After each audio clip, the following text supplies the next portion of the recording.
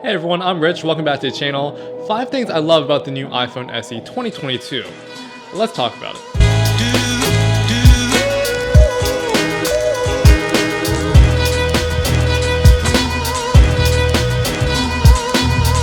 So the first thing I love about the SE 2022 is going to be the A15 Bionic Chip. And the A15 chip that was featured on the iPhone 13 before makes nearly every experience better, from photo editing to power-intensive apps like gaming and augmented reality. Plus we also get 5G on here, which is really good because we're essentially going to get prepared for the future here. We're going to get some fast downloads, upload speeds that we wouldn't have gotten before on 4G at this price point. But the speed that's coming out of the small iPhone is kind of crazy when you think about it, because as of now, this $400 phone is going to be almost every other smartphone on the market. It's basically like putting a jet engine inside of a small car. I mean, in terms of performance, this is more powerful than the latest S22 Ultra, which costs around $1,200. The iPhone 12, 11s, 10s, and everything below that. The Pixel 6 Pros even. I mean, literally, this is packing some serious hardware, and I can really feel the power difference. So when it comes to launching apps to handling demanding tasks, the SE 2022 handles it without even a single sweat. Literally everything opens up instantaneously. There's not a single lag spike I have while texting, scrolling through social media, and even gaming. It's so fast, and it's essentially like an iPhone 13 in an iPhone 8 body. So the speed is there, I can definitely feel it. But if you haven't already, go down in the comment section below and tell me what you think. Do you have any of the older iPhone SEs? Are you looking at getting one? Do you have any iPhone 13s, 12s? Tell me how the performance is at. Just say something in the comments down below. I want to know what you're thinking. But anyways, moving right along, the second thing I love about the SE 2022 is gonna be its design. Now, wait, before you go down and set fire to the rain, tell me how it's gonna be the same body as the iPhone 8. Yeah, it is, but what's there to hate? The 4.7-inch display is the smallest screen I can tolerate for a smartphone today. Yeah, I know it looks incredibly outdated.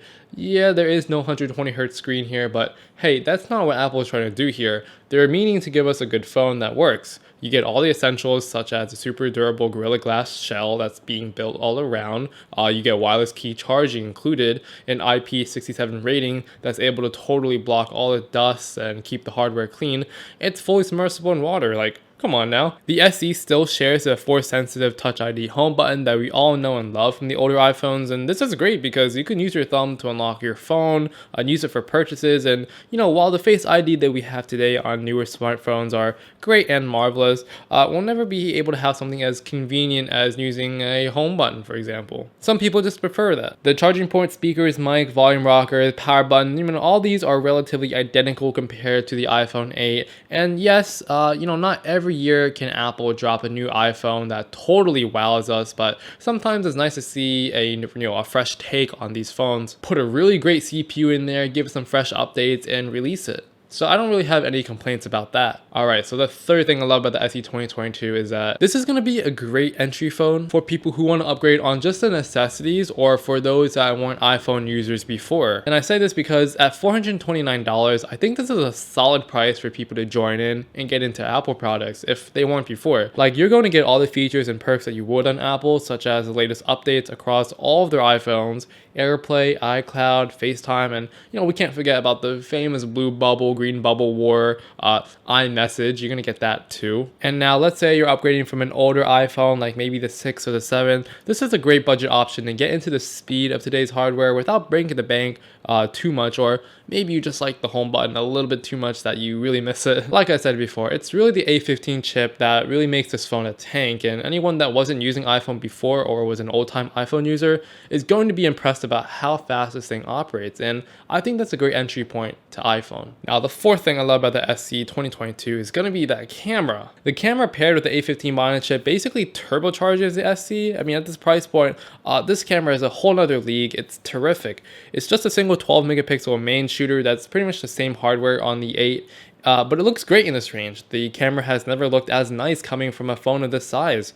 It actually looks much more polished and refined than my iPhone 7 Plus here. Here, I'll display some images I took for you guys. If you're wanting to shoot these Instagram-worthy pictures, you can with this device. If you want to shoot some pretty decent portrait pictures, you can with this device. I mean, the SE image processing does a great job of balancing color and contrast, giving us a great image that's well balanced and natural. It's always consistent. You're gonna get a great photo almost 90% of the time without that much skill.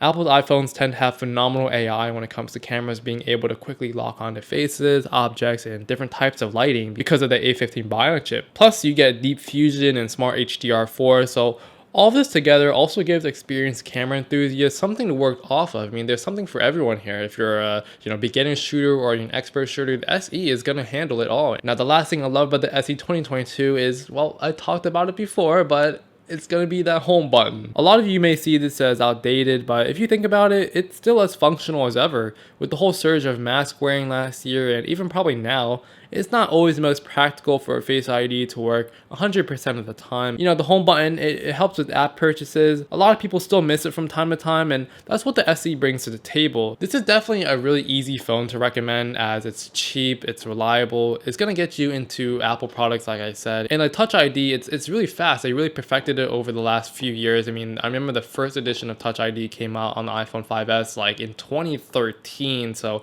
it was kind of slow there, but it was almost instantaneous setting this up. I was able to put my fingerprint on here in less than like a minute, and overall it was just nice news. I mean, I can just press the home button anytime and it just gets me right to what I want to do. So nothing to be ashamed of that at all. Don't worry, the home button isn't going to make you look like an oldie. I can see this phone working well for if your kids or maybe an older grandparent. Home buttons are really great to have still. Anyway, that's all I have to talk about the iPhone SE. I mean, these things I really love about it. Like I said before, they don't have to drop a new phone that completely obliterates our mind and makes us go wow and all that. I think this is a nice subtle upgrade from before, and I'm happy with that. But hey, go down in the comments down below. Tell me, are you looking at getting the SE 2022? Do you have any of the older iPhone SEs? Do you have something else? Do you think $429 is a fair price? I don't know. Hey, go down in the comments.